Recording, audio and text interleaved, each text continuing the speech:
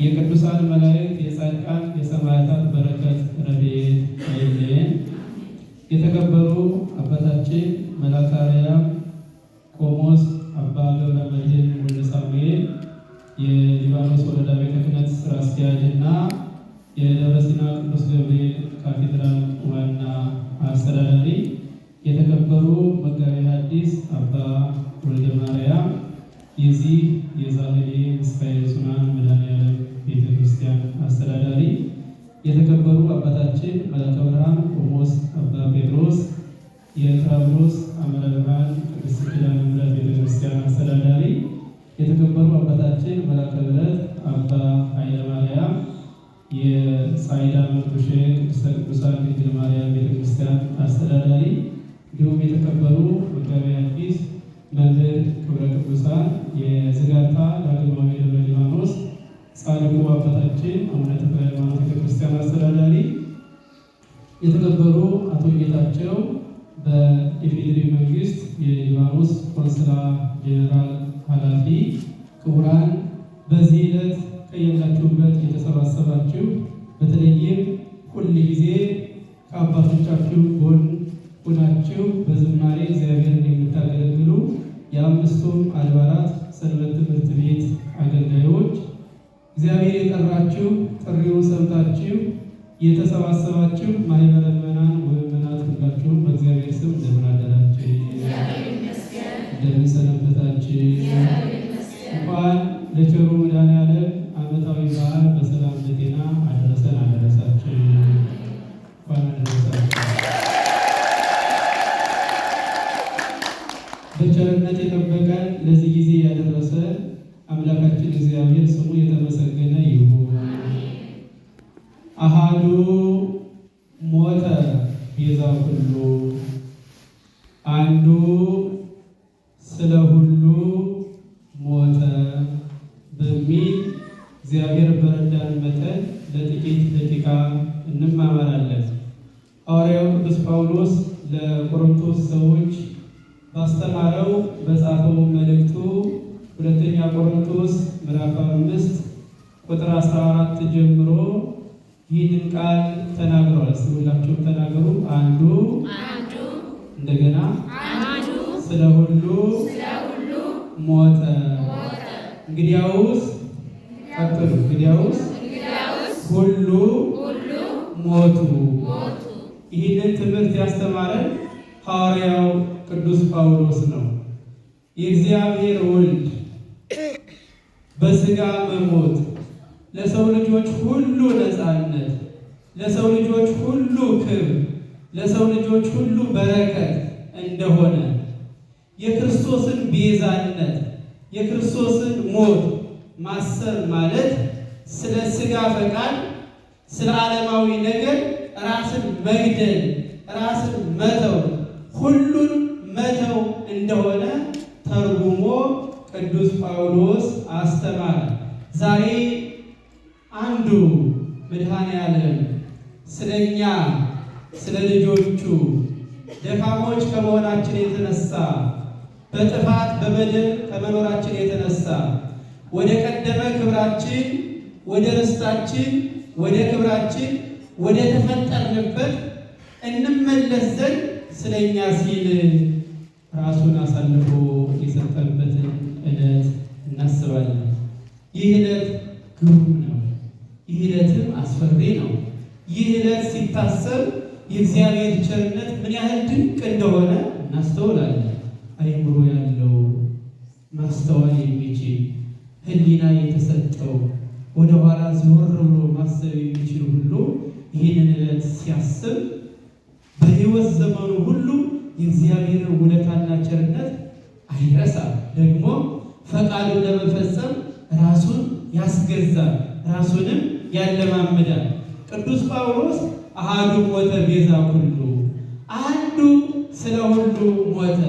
ዛሬ የሰው ልጆች ሁሉ ተስፋ የተጠናቀቀበት፣ የነቢያት ትንቢታቸው የተደመደመበት፣ የሐዘንተኞች ሐዘናቸው ሁሉ የተቋጨበት፣ ደስታ የተጀመረበት፣ ከእግዚአብሔር ጋር የታረቅንበት የተለያየነው አንድ የሆንበት እኛ በበደላችን ምክንያት አዳምና ሔዋን የዲያብሎስ አገልጋዮች ተብለን በኃጢአት እስር ከነበርንበት የእስር ሕይወት የተፈታንበት የመፈታት የነፃነት ዕለት ነው። እንኳን ለዚህ ቀን አደረሰን።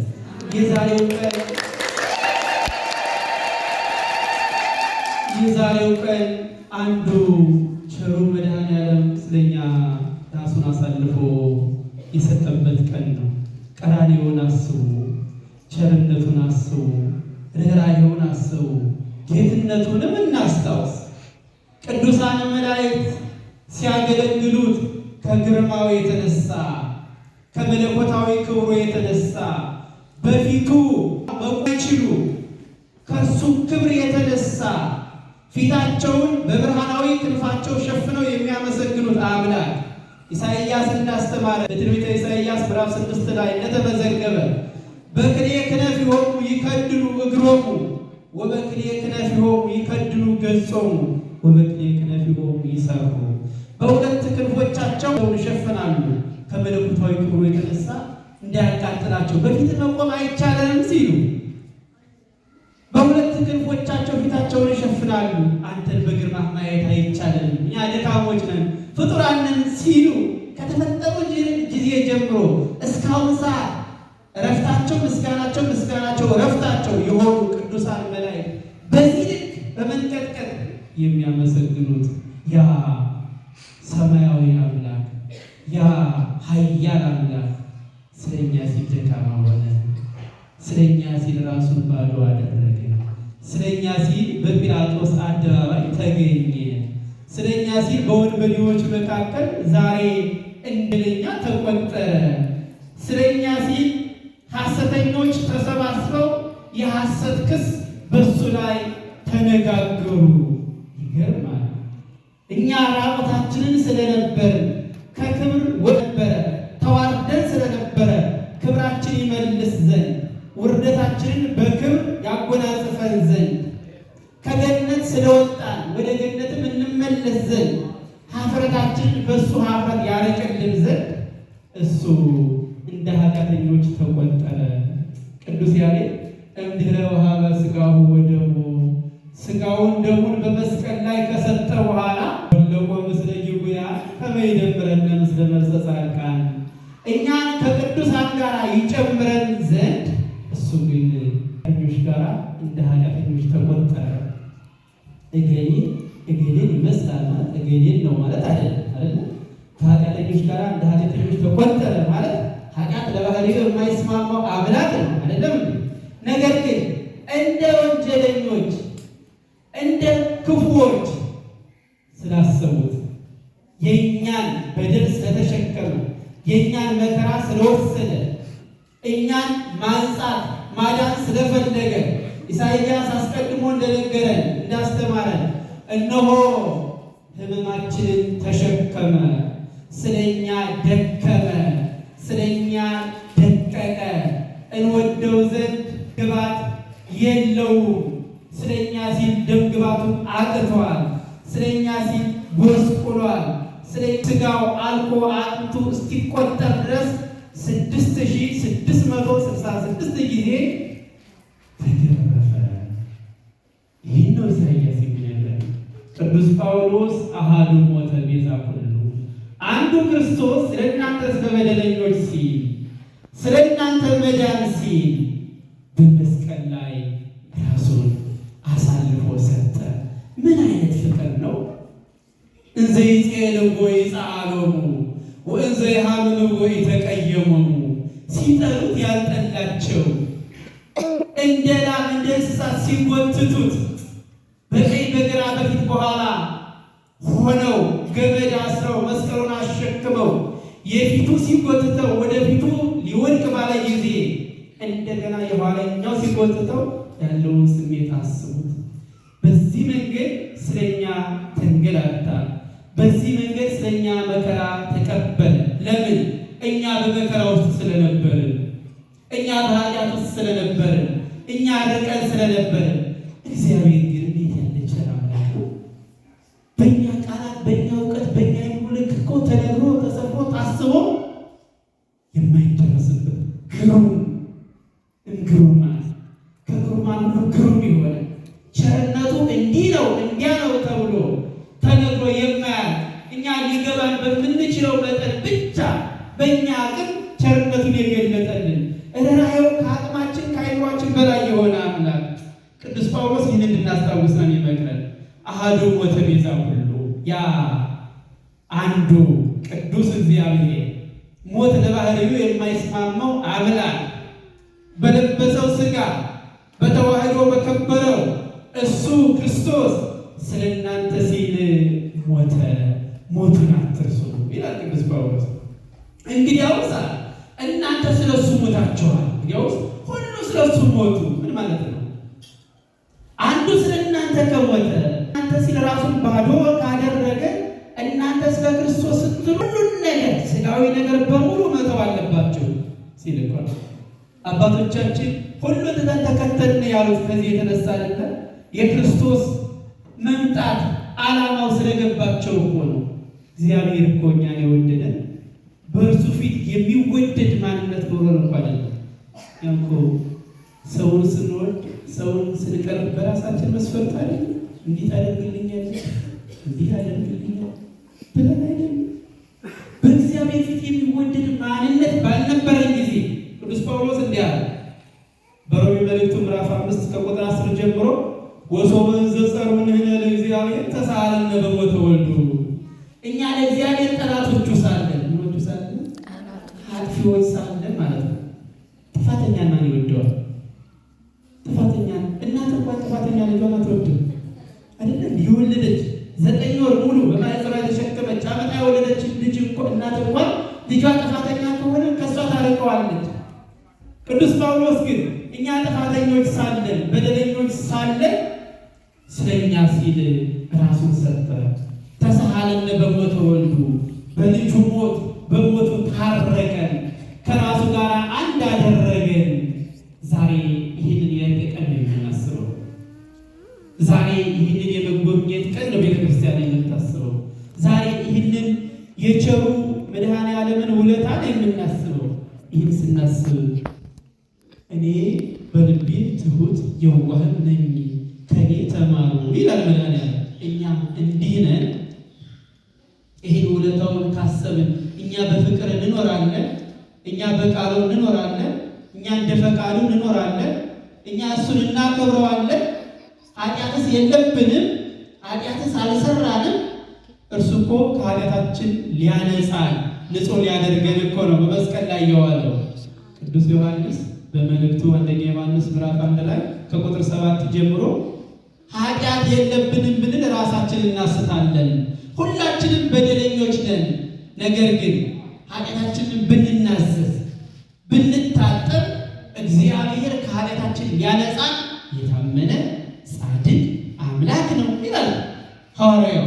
የእግዚአብሔርን ቸርነት ሰው በደሉን አውቆ ጥፋቱን አውቆ በይቅርታ በመመለስ በፍጹም ቅንነት ወደ እሱ ቢቀር ዘመጻሐቤ እያወሶ ይሰድዶ እያወሶ አፋ ያላምላክ ነው። ወደ እኔ በምሕረት የመጣውን ማንኛውንም በደለኛ ቢሆን ወደ ውጭ አላወጣው አልገፋው። እግዚአብሔር አይገፋም፣ ያገፋል። እኛ የምንቀርበው በመስፈርት ነው፣ የምንርቀው በራሳችን መስፈርት ነው። እግዚአብሔር ግን እንዲህ አይደለም።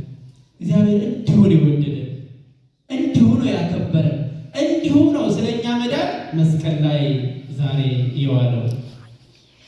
ቀራንዮ ከመድረሱ በፊት ስለ ሰው ልጆች የከፈለው ውለታ በዚህ አጭር ደቂቃ ተነግሮ የሚያልቅ አይደለም። ክፉዎች ክርስቶስን እንደ ወንጀለኛ የቆጠሩበትን ስናስብ አይምሮአችን እጅግ ይዝላል። ሰማይና ምድር የማይችሉት አምላክ እንደ ወንጀለኛ ታስሮ በጲላጦስ ፊት ለፍርድ ሲቆም አሰባችሁ።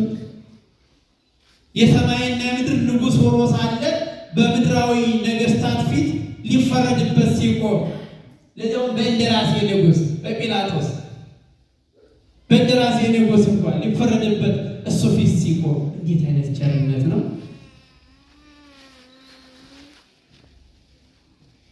አንደበቱን አልከፈተም፣ ምንም አልተናገረም።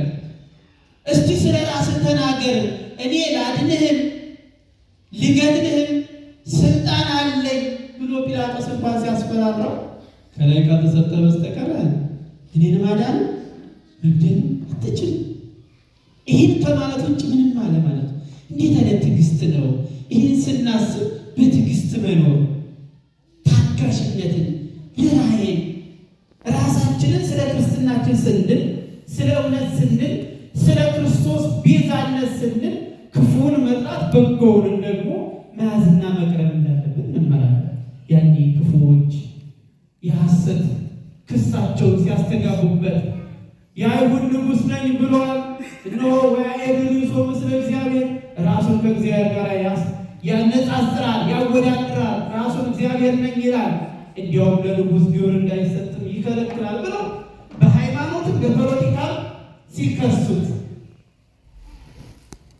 ቅዱስ ዳዊት እንዲህ አለ። መዝሙረ ዳዊት መዝሙር 73 ቁጥር 12 ጀምሮ እግዚአብሔርሰ ንጉሥ ውእቱ እምቅድመ ዓለም፣ እግዚአብሔር ከዓለማት አስቀድሞ ምንድነው? ንጉሥ ነው። ከዓለማት አስቀድሞ ዓለማትንም ፈጥሮ በዓለማት መካከል ዓለማትንም አሳልፎ ለዘላለም ንጉሥ የሆነው እግዚአብሔር በነገሥታቱ ፊት ሊፈረድበት ቆመ። ስለማን? ስለፈጠራቸው፣ ስለ ፍጡራን፣ ስለ ልጆቹ፣ ስለኛ። እንዴት አይነት ንጉሥ ነው! ስለ ሕዝቡ ራሱን አሳልፎ የሚሰጥ፣ ስለ በጎቹ ራሱን አሳልፎ የሚሰጥ እንዴት አይነት ቸር መሪ ነው! እናንተ ከዚህ ፍቅር ከዚህ ቸርነት መሪዎችም ሊማሩ ይገባል። ራስን ዝቅ ማድረግን፣ ስለሚመሩት ሕዝብ ራስን ባዶ ማድረግን። ቅዱስ ሙሴ ቤተክርስቲያን ሁሉ ጊዜ የምታስታውሰው በዚህ የተነሳ አይደለ? ሕዝቡ ከኃጢአታቸው የተነሳ እንዲጠፉ እግዚአብሔር በወሰነ ጊዜ አንተን በሌላ ብዙ ሕዝብ ኃያል ሕዝብ መሪ አደርግሃለሁ እንዲህ እንዳጥፋቸው ተወኝ ሲለው እግዚአብሔር እምትትስዮሙ ለእሉ ሕዝብ ከጠስ የሚል መጽሐፍ ሕይወት ጻፍክን ያለ ሙሴ። እኒህ ደካማ ሕዝብ 430 ዘመን በስቃይ የኖሩ ሰዎች ከምታጠፋ እኔን የመረጥከኝ መጀመሪያ አጥፋኝ ብሎ የጸለየ ስለ ወገኖቹ ስለ ሕዝቦቹ ራሱን አሳልፎ የሰጠ ሙሴ የክርስቶስ ምሳሌ ነው። የዛሬ መሪዎች እንዲህ ቢሆኑ ይከበራሉ፣ በሰው ይከበራሉ፣ ከሰውም በላይ በእግዚአብሔር ይከበራሉ። ስልጣን ከተጠቀሙበት በረከት ነው። ምድራዊ በረከት ያሰጣል፣ ሰማያዊ በረከት ያሰጣል። ሁላችንም እንደየአቅማችን ባለስልጣኖች ነን። የራሳችን ባለስልጣኖች ነን። በራሳችን ላይ ማዘዝ አለብን።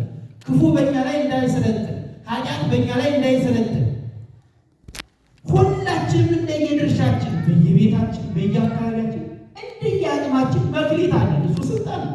በሱ መስራት አለብን። የእግዚአብሔር ቸርነት ማስታወስ አለብን። እግዚአብሔር እኮ ስለኛ እኮ ነው መስቀል ላይ የዋለው። ይገርማል። ቅዱስ ያሬድ እንዲህ አለ፣ ዘበእንቲአሃ ለቤተ ክርስቲያን ተጸፋይከ በውስጣ፣ ስለ ቤተ ክርስቲያን ስትል በአደባባይ ተገረፍክ። ክፉዎች አይሁድ እጅን የፈጠረውን አምላክ እጃቸውን አነሱበት። አንደበታቸውን እንዲናገሩ የከፈተ ያከናወነ አምላክ ላይ አንደበታቸውን ከፍተው ክፉ ተናገሩ፣ ታፉበት። ይገርማል። በዚህ ልክ ክርስቶስ ስለኛ መከራን ተቀበለ። ለማን ሲል? ለቤተ ክርስቲያን ሲል። ቤተ ክርስቲያን ማለት ደግሞ እኛ ነን። በደሙ የዋጀ ማለት ነው። አማናዊው ቤተ ክርስቲያንና ቤተ መቅደስ የእያንዳንዳችን ሰውነት ነው። ቤተ ክርስቲያን እንዳጠቃላይ ህብረታችን ናት። ስለዚህ ስለኛ ሲል ክርስቶስ ራሱን አሳልፎን ከሰጠና ስለኛ ሲል ከሞተልን እኛ ስለ ክርስቶስ መኖር አለብን ማለት ነው። ሌላ ነገር እኛ ስለ እሱ መኖር አለብን። እውነት እኛ ስለ ክርስቶስ ነው የምንኖረው። አሁን ሀሳባችን ቅዱስ ጳውሎስ ሀሳባችን በሰማይ ነው፣ ሀገራችን በሰማይ ነው ይላል እና እኛ ሀሳባችን ሰማያዊ ነው። ሰማያዊ ሀገር እንዳለን እንናገራለን እንጂ ሰማያዊ ሀገር እንዳለው ሰው ለዚያ እንኖራለን። የክርስቶስን መከራ እንናገራለን እንጂ እንኖረዋለን። እኛ በሕይወታችን ትንሽ ፈተና ሲገጥመን ምን ያህል ነው የምናማርረው?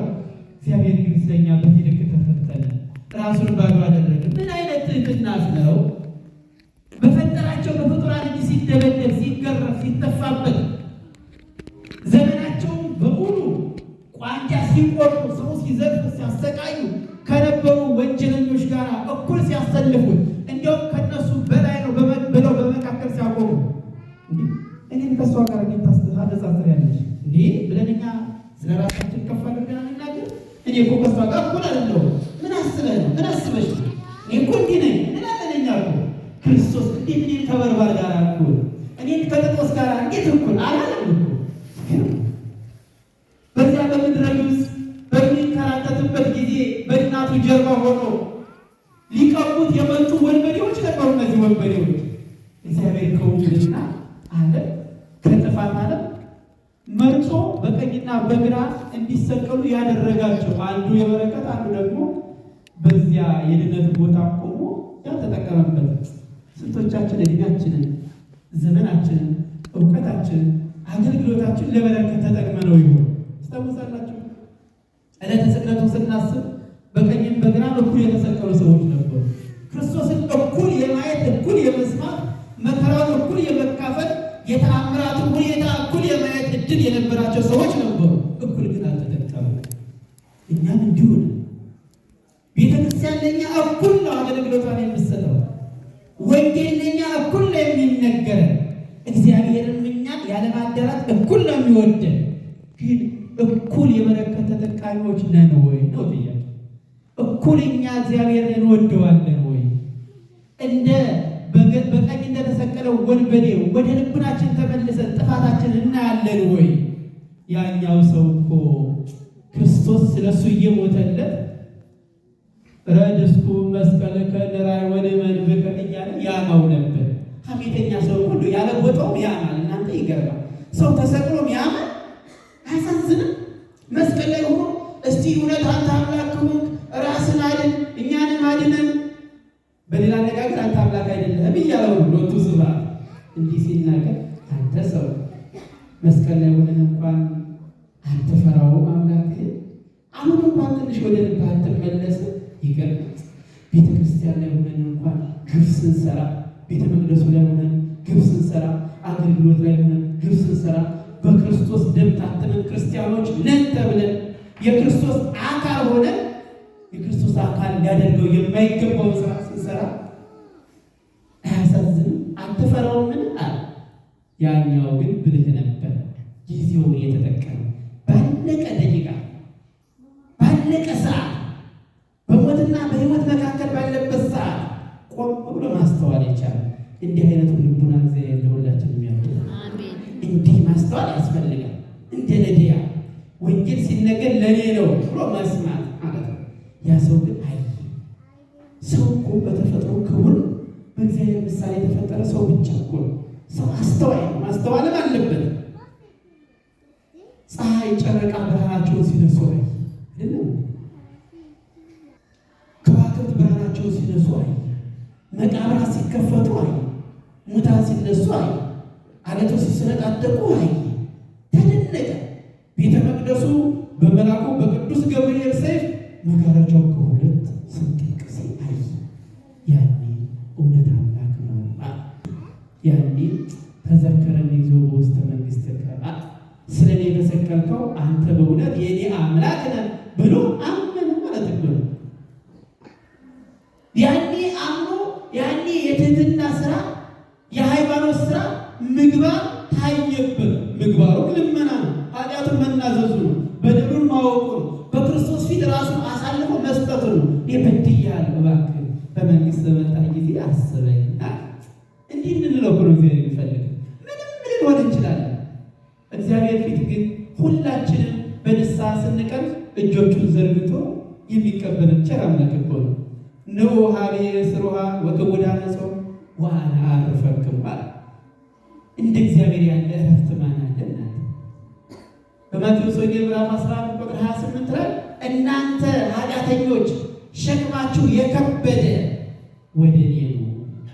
ዛሬ መስቀል ላይ የዋለው የእኛን ሸክም የተሸከመው እኛ ሸክማችንን በሱ ፊት እንድናራግፍና ያለ ኃጢአት ሸክም እንድንኖር በንስሐ እንድንመላለስ የእሱ እንድንሆን ነው። ግን አሁን ውስጥ አይደለም፣ እውነት ለመናገር አይደለም። እግዚአብሔር ይለላ አሐዱ አሐዱ ምን ይላል? አሊኮ በቀደሰ ከእኛ እያንዳንዳችን ሁላችንን ስራችንን፣ ሀሳባችንን፣ ኑሯችንን ማን ያያል? እግዚአብሔር ያያል። እግዚአብሔር ሲያየን በምን አይነት ህይወት ያየን ይሆን? የእኛ ህይወት በእግዚአብሔር ፊት ምን ይሆን? እንጃ። እኛ ራሳችንን እናውቃለን፣ ከእኛ በላይ ደግሞ እግዚአብሔር እኛን ያውቀናል። ስለዚህ እኛን በሚያውቀን፣ እኛን በፈጠረን፣ እኛን በሰራን በሱ ፊት ስንቆም የእሱን ውለታ የእሱን ቸርነት ስንሰማ ቸርነቱን ሰምተን ምሕረቱን ተገንዝበን በይቅርታ በንስሐ ለመመለስና ቃሉን ሰምተንም እንደ ቃሉ ለመኖር መዘጋጀት አለብን። የመዳን ቀን አሁን ነዋ። ነገን አናውቅም። ነገ ስለ ራሱ ይጨነቃል ነው የተባለው። እኛ ስለ ነገ የምናውቀው ምንም ነገር የለም። የምናውቀው ስለ ዛሬ ነው። ስለ ዛሬ ከሆነ የምናውቀው ዛሬ በሰማነው ዕለት የውሳኔ ሰዎች መሆን መቻል አለብን። ቅዱስ ጳውሎስ አሐዱ ሞተ ቤዛ ኩሉ፣ አንዱ ስለ ሁሉ ሞተ፣ እንግዲያውስ ሁሉ ሞቱ ካለ በኋላ በሕይወት ያሉ ሁሉ ስለ እነርሱ ለሞተውና ለተነሳው እንጂ ወደፊት ለራሳቸው እንዳይኖሩ ስለ ሁሉ ሞተ ይላል። ይገርም አገላለጥ ነው ሐዋርያው ቅዱስ ጳውሎስ። በሕይወት ያሉ በምድር ዕድሜ የተጨመረላቸው የንስሐ ጊዜ እግዚአብሔር ያደላቸው ከሞት የጠበቃቸው የሰወራቸው መከራውን ያሻገራቸው ሐዘኑን በደስታ ያሻገራቸው ዕድሜ የቀጠለላቸው ሁሉ መኖር ያለባቸው ስለ እነርሱ ሲል ለሞተውና ለተነሳው ለክርስቶስ በክርስቶስ እንጂ ወደፊት ስለ እነሱ ማለት ስለ ሥጋዊ ኑሮ እንዳይኖሩ ምድራዊ ነገር እንዳያስቀድሙ ስለ ሁሉ ሲል ሞተ። ታዲያ እኛ የምንኖረው እውነት ለክርስቶስ ነው ወይ? የእኛ ሕይወት የእኛ ኑሮ ክርስቶስን ይገልጣል ወይ? የእኛ አገልግሎት የክርስቶስን ቸርነት ያሳያል ወይ? እኛ መስታወት ነን ለሌላው ወደ እግዚአብሔር እንዲቀርብ። እንዲህ ነው የሚለው ቅዱስ ጳውሎስ። ስለዚህ እንዲህ ካልሆነ ራሳችን ማየት አለብን። የትናንትናው ዘመን ሊበቃን ይገባል። ዛሬ ያለፈው ዘመን ያበቃበት የሞት የመከራ የበደል የርኩሰት የግዞት ዘመን የተጠናቀቀበት የሰው ልጆች ደስታ የተጀመረበት ዕለት እኮ ነው። የልዩነት ዘመን ሕዝብና አሕዛብ ተብለው ይለያዩ የነበሩበት ያ የልዩነት ዘመን በክርስቶስ ደም በመስቀሉ አማካኝነት ተወግዶ ሕዝብና አሕዛብ አንድ ያደረገበት የአንድነት ቀን ነው። ዛሬ የሰላም ቀን፣ ዛሬ የበረከት ቀን ነው። ስለዚህ አሐዱ ሞተ ቤዛ ኩሉ፣ ቸርነቱ ምሕረቱ ሊቃውንት በተለያየ አገላለጥ ይገልጹታል የእግዚአብሔርን ቸርነት። ቅዱስ ጊዮርጊስ ዘጋስጫ የተባለው ኢትዮጵያዊው ቅዱስና ሊቅ ምድረ ዘመስረተ ወሳረረ ሰማያተ ከመ ገብረ ተትሕተ፣ ምድርን የመሰረተ ሰማያትንም ያጸና እንደ ባሪያ ተዋረደ። የእኛን ውርደት ስለተሸከመ እኮ ነው። ወተአገሰ ቅንዋተ መስቀል ወጽፋተ፣ መስቀልን ተሸክሞ መከራውን ታገሰ። ጽፋቱን ፊቱን ሲጸፉት ሲገሩት ዝም አለ። ይገርማል። ቀኝህን ቢመታ ግራህን ስጥ ብሎ ያስተማረ አምላክ ይህንን በተግባር አሳየ። ትሕትና እስከምን ድረስ እንደሆነ በተግባር አሳየ። ቅዱስ ያሬድ እንዚህኑ ዘአምላክነ ሂሩተ፣ የአምላካችን የቅዱስ እግዚአብሔርን ቸርነቱን ትሕትናውን እንናገራለን። ትሕትና ወየዋሃተ፣ የዋህነቱን ትሕትናውን በመስቀል ላይ ያደረገውን ቸርነት እንናገራለን። የታገሰ በእንተ አፍቅሮተ ሰብእ፣ ይህ ሁሉ መከራ የታገሰው ሰውን ስለመውደድ ነው ሲል ይቋጨዋል። የተገረፈው መስቀል ላይ የዋለው በጲላጦስ አደባባይ እንደ ወንጀለኛ የተቆጠረው የተተፋበት 6666 ጊዜ የተገረፈው በእንተ አፍቅሮተ ሰብእ የለም ዓላማ የለም። እኛ ስለወደደን ነው። ስለ ፍቅር የተከፈለ ዋጋ ነው። ስለዚህ እግዚአብሔር እኛን እንዲህ ይወደናል። ሰማይን ያለ ባላ ምድርንም ያለ ካስማ ያጸና አምላክ፣ ቅዱሳን መላእክት ዘወትር ያለማቋረጥ የሚያገለግሉት አምላክ፣ የዓለማት ሁሉ ንጉሥ የሆነ አምላክ እሱ ግን የእኛን በደል ያደርግ ዘንድ ለፍና ተሳልቆ ለመሳቂያ ለመሳለቂያ ሎቱ ስብሐት እነ ጲላጦስ ዘውድ አደረጉለት፣ ካባም ደፉለት። እውነት አንተ የይሁድ ንጉሳቸው ላይ እያሉ ሊዘባበቱበት ያሳዝናል። እኛ እኮ ሰዎች ስንባል ክፋታችን በደላችን እኮ ጥግ የለውም ስለሆነ አባትም እናትም ስለሆነ እንደ አባት እንደ እናት ስለተሸከመን ስለሚሸከመን እኮ የሚያዘጋጅላቸው የሚያቀዳጃቸው። ከክርስቶስ ጋር መኖር እናፍቃለሁ፣ የክብር አክሊል ተዘጋጅቶልኛል እንዳለ ቅዱስ ጳውሎስ ለቅዱስ ጳውሎስና እሱን ለመሰሉት ሁሉ የክብር አክሊል የሚያቀዳጅ አምላክ እሱ ግን ስለኛ ሲል የሾህ አክሊል ተቀዳጀ። የሾህ አክሊል ከመቀዳጀቱ የተነሳ ደሙ በፊቱ ይወድ ነበረ። ይህንን አይቶ ኢሳይያስ እናየው ዘንድ እንወደው ዘንድ ደምግባት የለውም፣ ስለ እናንተ ስለ እኛ ሲል ደምግባቱ አጥቷል ብሎ አስተማረ። ስለዚህ ወገኖቻችን ዛሬ አንዱ ክርስቶስ ስለ እኛ ሲል በመስቀል ላይ የዋለበትን የዓለም ድህነት የተጠናቀቀበትን ዕለት ስናስብ ሁላችንም ስለ ክርስትናችን፣ ሁላችን ስለ ሃይማኖታችን፣ ሁላችን ስለ ወንጌል እንድንኖር ያስፈልጋል። ይህን ማሰብ ማለት ሁላችን እንደ ቅዱስ ዮሐንስ ወንጌላዊ መከራውን፣ ቸርነቱን፣ ምሕረቱን በማሰብ ምናልባትም ትላንትና በማወቅም ይሁን ባለማወቅ ከእግዚአብሔር ርቀን ከበረከት ወጥተን ልጆቹ ሆነን ግን እንደ ልጅነት ሳንኖር የቆየንበትን ጊዜ አስበን ያለፈው ዘመን ይበቃል ብለን የምንወስንበት ሆን ይገባል። ቅዱስ ጴጥሮስ አከለክሙ መዋዕለ ዘሐለፈ፣ ያለፈው ዘመን በመዳራት በዝሙት በክፋት በተንኮል ያሳለፋችሁት ዘመን ይበቃል። አሁን ግን እናንተ የክርስቶስ መሆናችሁን አውቃችሁ ስለሱ ልትኖሩ ይገባል። አንዱ ስለ እናንተ ሞቷልና እናንተ ስላሉ ልትኖሩ ይገባል ይላልና እንዲህ እንድንኖር አምላካችን እግዚአብሔር ሁላችንን ይርዳል። ሁላችንም ንስሐ ገብተን ሥጋውን ደሙን ተቀብለን እሱ የከፈለልን ዋጋ አውቀን በመንግሥተ ሰማያት እንዲህ በአንድነት እንድንሰባሰብ ቸርነቱና ምሕረቱ ይርዳል። ወስብሐት ለእግዚአብሔር።